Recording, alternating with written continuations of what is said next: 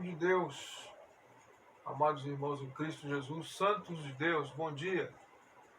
Meu cordial bom dia e a paz do Senhor Jesus e que a graça do Senhor Jesus Cristo seja derramada abundantemente sobre nós em toda a misericórdia, proteção e preservação em nome do Senhor Jesus. E graça do Espírito Santo sobre nós. Nós estamos iniciando hoje um estudo extremamente importante.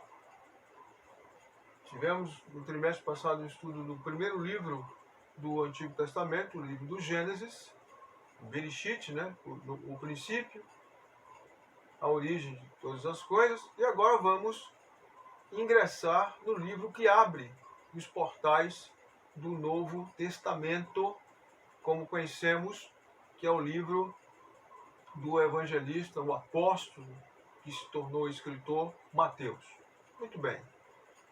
E hoje nós iniciaremos esse estudo a partir do capítulo 1, o tópico que me foi confiado, versículos 18 a 2, de 1 a 18.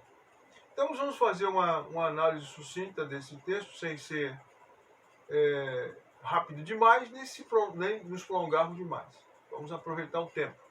Muito bem. Diríamos de início o seguinte: o Evangelho de Mateus é o Evangelho do vinho novo em odres velhos, não é? As vasilhas de couro velhas. Jesus ensinou que não se põe vinho novo em odres velhos, e sim em odres novos. Mas Mateus está mostrando que este Evangelho ele estava caindo em odres velhos por parte dos judeus. Então é a ênfase de Mateus. O vinho novo teria que cair em odres novos, mas estava sendo absorvido, na sua grande parte, por odres velhos, vasilhas de couro velho. Muito bem, isto não seria bom. Outra característica de Mateus é que Mateus escreve para os judeus. Ele escreve para os judeus e a maior parte do seu evangelho é escrito em hebraico e uma menor parte em grego. Outra característica, Mateus escreve a expressão para que se cumprisse a escritura cerca de 2 dezenas de vezes, dando ênfase ao cumprimento de profecias relativas ao Messias, querendo ele demonstrar com isso que estava escrevendo para os judeus, confirmando, afirmando, atestando que Jesus era o Messias esperado por Israel. Outra característica, Mateus escreve demonstrando que Jesus era da linhagem real de Davi, quando ele traz a genealogia a partir dos descendentes de Davi, elencando ali, passando pela tribo de Judá e passando pela linhagem real de Davi, citando inclusive os descendentes reais estão ali. Você pode ver que há vários reis naquela citação genealógica ali. Então ele com isso está mostrando que ele está atestando que Jesus é o rei davídico, o rei da dinastia davídica, o esperado, o prometido, o Messias esperado da casa de Davi. Não é? O filho de Davi queria sentar-se no trono, como sentou no trono de Davi, seu pai. Muito bem. Dito isso, nós vamos abordar o texto que nos foi confiado. Mateus 1, de 18 em diante. Eu convido você a abrir sua Bíblia e vamos aqui nos deleitar com esse texto maravilhoso que fala sobre o nascimento de nosso Senhor e Salvador Jesus Cristo. Eu vou ler primeiro capítulo 1, de 18 a 21, a 23, melhor dizendo, e depois leremos do 2 em diante. Vamos lá. O nascimento de Jesus Cristo foi assim. Estando Maria, sua mãe, desposada com José, sem que tivessem coabitado, achou-se grávida pelo Espírito Santo. Mas José, seu esposo, sendo justo e não a querendo infamar, não querendo difamá-la, atribuir má fama a ela, resolveu deixá-la secretamente.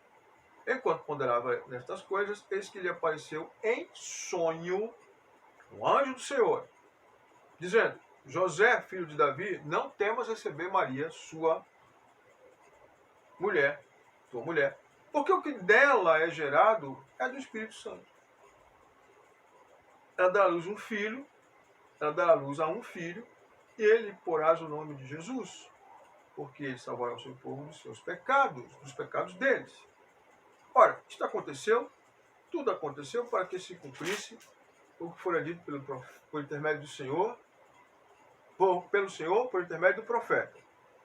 Eis que a virgem conceberá e dará à luz um filho, e ele será chamado pelo nome de Emanuel. Muito bem. Despertado José do sonho, fez como o Senhor, como anjo do Senhor lhe ordenara, e recebeu Maria, sua mulher. Contudo, não a conheceu, ou seja, não teve intimidade com ela, enquanto ela não deu à luz a um filho, a quem pôs o nome de Jesus. Muito bem. Como é que nós vamos... O que nós vemos aqui nesse texto? O que significa o nascimento de Jesus? Muito bem.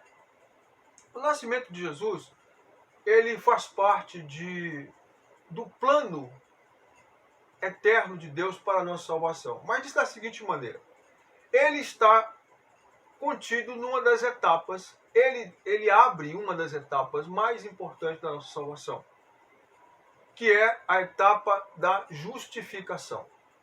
E eu vou lhe explicar por quê.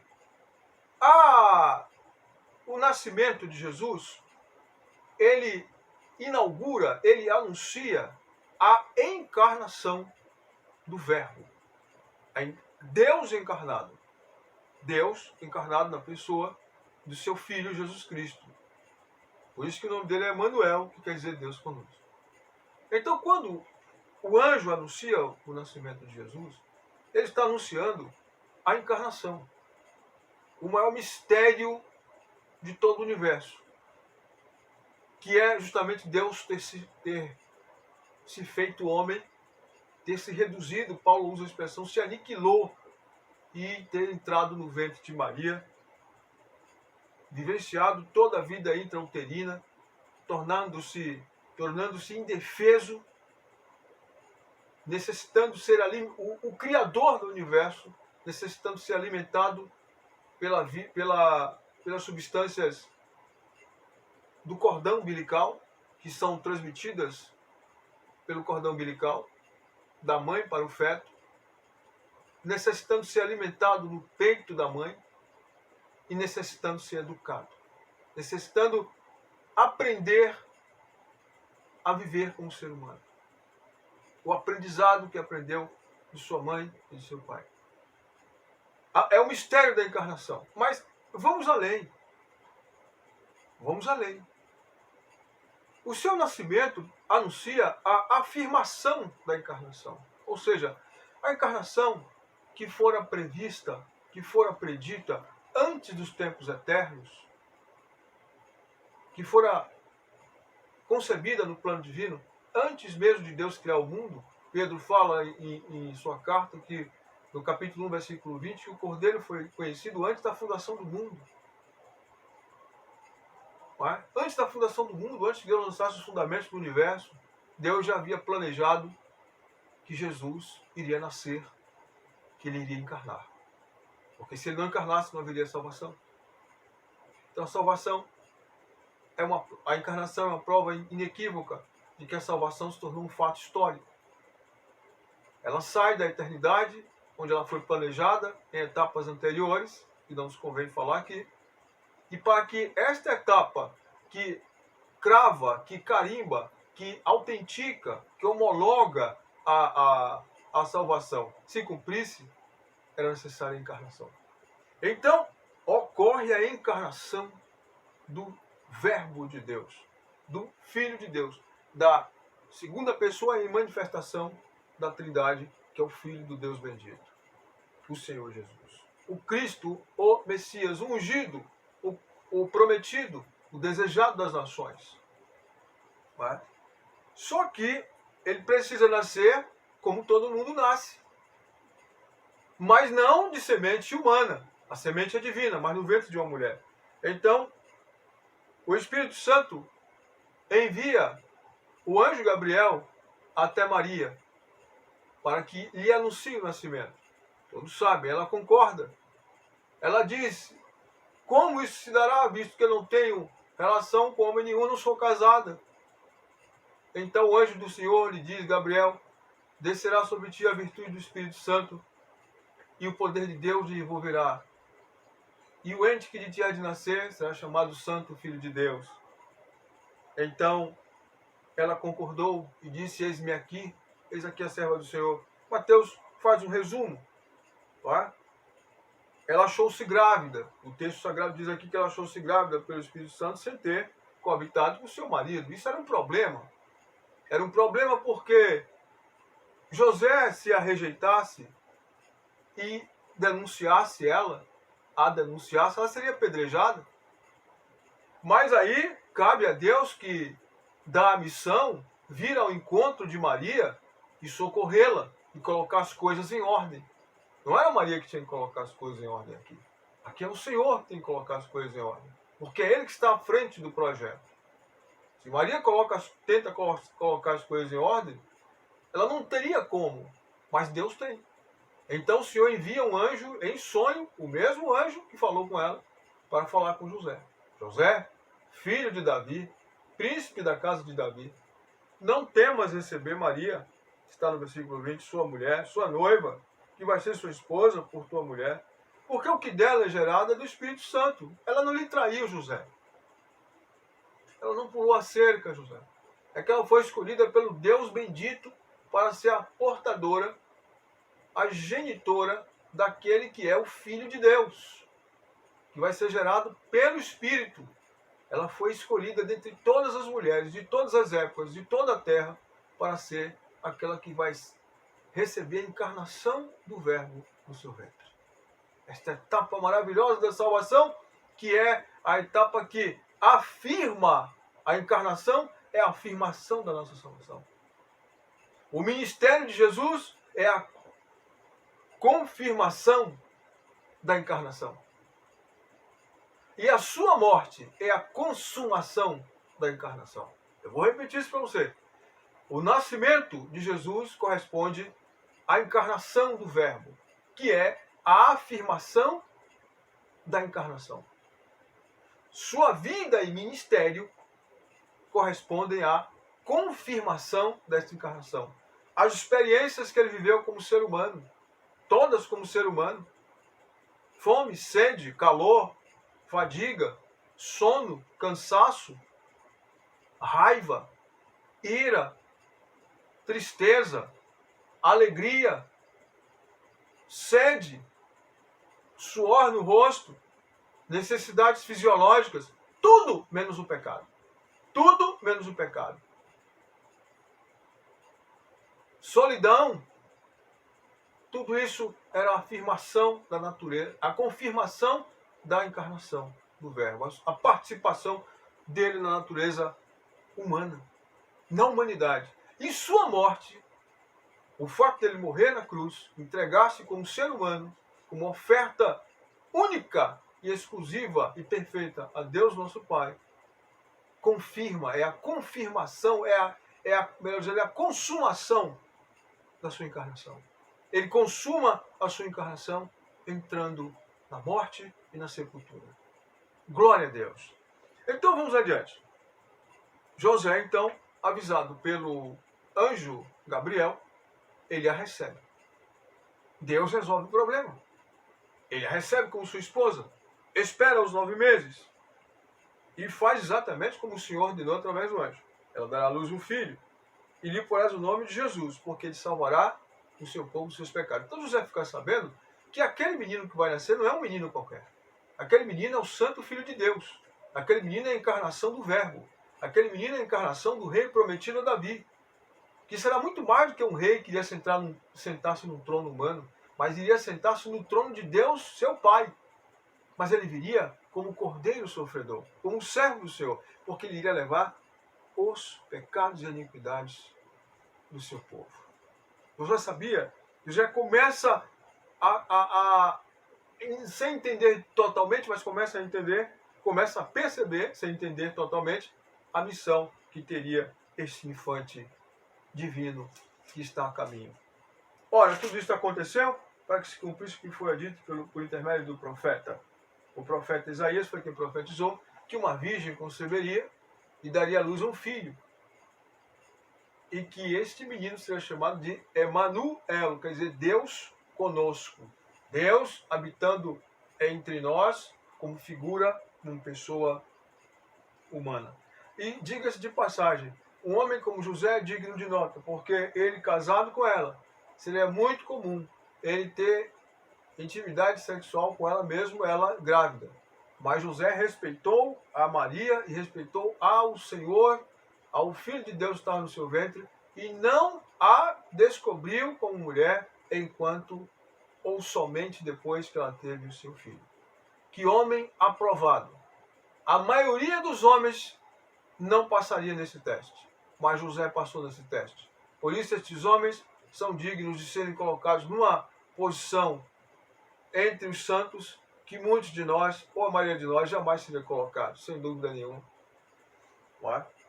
Sem dúvida nenhuma. Agora vamos para o texto do capítulo 2, que fala o seguinte: tendo Jesus nascido em Belém da Judéia, em dias do rei Herodes, que vieram os magos do Oriente e perguntaram: onde está nascido o rei? Onde está nascido o recém-nascido? Onde está o recém-nascido rei dos judeus? Porque vimos a sua estrela no Oriente e viemos para adorá-lo. Muito bem, esses magos aqui vieram da Mesopotâmia, eram astrólogos, estudavam os astros e muito provavelmente eles tiveram essas informações através do convívio que eles tiveram, quer dizer, os seus antepassados, seus ancestrais tiveram com Israel, com Judá, quando lá esteve exilado na Babilônia. Eles tomaram conhecimento das profecias messiânicas e creram, e quem sabe por influência dos profetas que lá tiveram, os profetas em cativeiro, como Daniel, como Ezequiel, como Esdras, como Neemias, como Ageu, como Zacarias, esses homens, eles creram e eles estudaram, através dos astros, as profecias e observaram que iria surgir um astro, uma estrela, um corpo celeste diferente ou diferenciado em determinada época. E Deus mesmo se revelou a esses homens, dando a entender que o surgimento daquele astro, daquele corpo celeste, daquela estrela, como queira, naquela ocasião de vida em que eles estavam vivendo, era uma confirmação do nascimento do rei que estava a caminho. Então esses homens saem, empreendem uma viagem de milhares de quilômetros. Acredita-se que esses homens viajaram meses, uma caravana enorme, para vir saudar o rei dos judeus, o Messias. Então eles chegam, eles se dirigem a Jerusalém e perguntam: onde é que está nascido o rei dos judeus? Eles vão até Herodes. Então toda a cidade fica alarmada. Então Herodes fica alarmado e consulta vamos pular aqui para o versículo 5, ele consulta os escribas, que são ali seus auxiliares. Então eles dizem: em Belém da Judéia. Responderam eles: porque assim está escrito por intermédio do profeta Miqueias: e tu, Belém, terra de Judá, não és de modo algum a menor entre as principais de Judá, porque de ti sairá o guia aqui com letra maiúscula, é o pastor, que há de apacentar o meu povo Israel. Profecia de Miqueias, no capítulo 5, versículo 2. Com isto, Herodes, tendo chamado secretamente os magos, inquiriu com precisão deles quanto ao tempo em que a estrela aparecera. Herodes, enciumado, Herodes o Grande, ele procura saber, mas na verdade o interesse dele não é, de forma alguma, cultuar, dar boas-vindas a esse infante divino. Não. O interesse dele é dizimar, destruir, esmagar o menino. Porque este homem tinha como comportamento essas manifestações de ódio. Ele era um homem truculento, um homem enlouquecido, um homem enraivecido, ciumento, um homem invejoso, um homem que não tolerava sentimentos de afeto a qualquer outra pessoa ou a qualquer outro ser que não fosse dirigido a ele mesmo. Ele chegou ao ponto de matar sua esposa, que chamava-se Mariana, e mandou matar 3 filhos dele. Ele disse que matou essa mulher porque ele amava, quer dizer, ele cometeu um feminicídio. Então o homem que é capaz de matar uma mulher que ele disse que amava, entre aspas, e matar os 3 filhos que saíram das entranhas dele, você há de convir que não é de se admirar que esse homem mande matar crianças. Este era o perfil de Herodes. E foi exatamente para a época em que estava reinando este genocida, esse homem malvado, esse homem endiabrado, este homem um trucidador, um assassino, que Deus mandou o seu filho. Correndo todos os riscos que não lhe foram encobertos nem removidos. Jesus nasceu já com uma sentença de morte.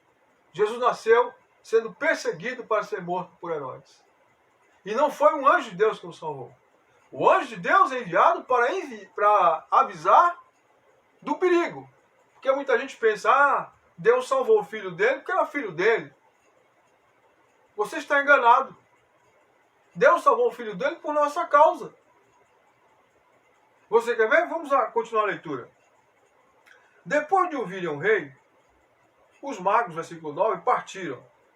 E eis que a estrela que viram no oriente os precedia, até que, chegando, parou sobre onde estava o menino. A essa altura dos acontecimentos, Jesus já tinha cerca de 2 anos de nascido.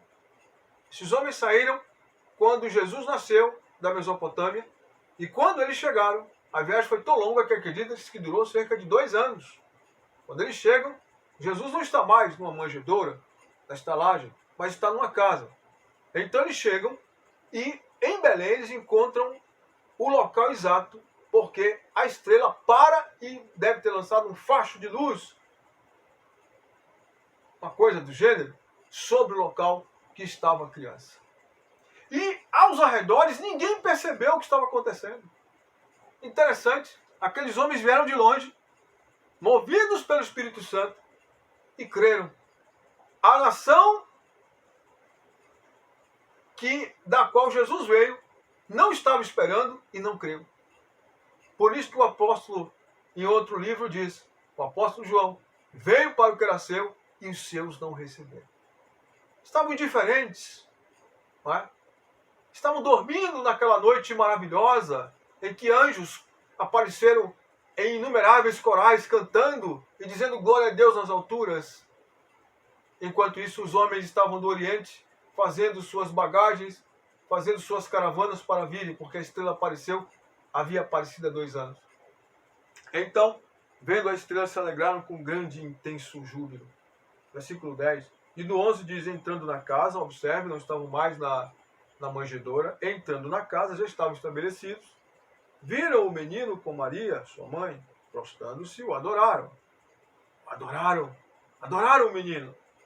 E, abrindo seus tesouros, entregaram suas ofertas, suas dádivas, ouro, incenso e mirra. Sendo por divina advertência, prevenidos em sonho para não voltarem à presença de Herodes, regressaram por outro caminho à sua terra. Eles foram advertidos por Deus, após serem agraciados com a bênção de encontrarem o menino, de serem conduzidos ao local em que o menino havia nascido, onde o menino estava, mas foi-lhes dada uma missão. Não contem a Herodes, não voltem pelo caminho que vocês vieram. Deus mantém todo o projeto no âmbito humano, seguindo a risca, sem pular etapas. Tá? Observe que Deus não pula trâmites humanos. Ele fala para os magos irem por outro caminho, para que não encontrem com Herodes ou com seus emissários e deem com a língua nos dentes. Para deixar em oculto o local onde o menino está. Mas Herodes, vendo-se iludido, o diabo então, que é limitado, ele, ainda que soubesse onde Jesus estava, mas ele não podia, porque Deus impede que os processos humanos sejam burlados quando há honestidade. Deus impede. Deus coloca limites à ação do maligno. Então o que acontece? Deus, o diabo ao perceber, melhor dizendo, que através de Herodes, que foi enganado, ele então insufla na cabeça de Herodes que Herodes não sabe quem é o menino. Então ele tem a seguinte e macabra ideia. Ele manda matar todos os meninos em Belém que tenha 2 anos para baixo. Porque ele inquiriu mais ou menos a época em que o menino havia nascido. Porque os magos disseram quando saíram do Oriente, da Mesopotâmia. Vimos a sua estrela a partir da data tal. E então, o que eles fazem? Eles vêm, dizem isso a Herodes. Não voltam para Herodes após encontrar o menino. Herodes então diz, bem, esse menino deve ser cerca de 2 anos. Quer dizer, ele é uma locubração maligna. Então ele, insuflado pelo demônio, pelo Satanás, pela coisa ruim, ele manda matar as crianças de 2 anos para baixo. Que coisa terrível, que noite terrível para aquelas mães e para aquela vila de Belém. Que coisa terrível, não é? Por que Deus permitiu isso? É porque Deus é mau? Não. Deus permite para mostrar que o mal é uma realidade. O mal não é uma figura fictícia, não é uma figura de revista em quadrinhos ou de romance. Não. O mal é uma figura real, é uma persona. É uma pessoa que personifica o mal, e essa pessoa é o maligno, é o diabo. E ele entra em mentes e corações, as quais ele domina e que se submetem a ele para que façam as obras dele. E Herodes foi esse instrumento. Mas aí Deus entra em ação. Deus manda o seu anjo, não para com as suas asas resgatar Jesus e José e Maria, não. O anjo, ele encarrega, ele comissiona, ele avisa a José. Porque naquele momento, Deus está protegendo seu filho, sobrenaturalmente. Mas naturalmente, quem está protegendo ele, a proteção dele está entregue a José e Maria. Eu vou repetir isso. Sobrenaturalmente, Deus está protegendo seu filho, o infante. Mas, naturalmente, do ponto de vista humano, dos processos humanos, naquela fase humana da vida de uma criança de 2 anos, quem está responsável, encarregado de proteger com as suas próprias vidas a Jesus é Maria e José. José e Maria. Então o anjo aparece a José e diz: José, toma o menino e sua mãe. Aqui está. Capítulo 2, versículo 13 diz: Dispõe-te, toma o menino e sua mãe, foge para o Egito e permanece lá até que eu te avise. Observe. O anjo diz a José: tendo eles partido, os magos partido, eis que apareceu um anjo do Senhor a José em sonho e disse: José, dispõe-te. Quer dizer, tinha disposição, era noite. Isso deveria ser de madrugada. Não era fácil interromper o sono da noite, uma noite fria.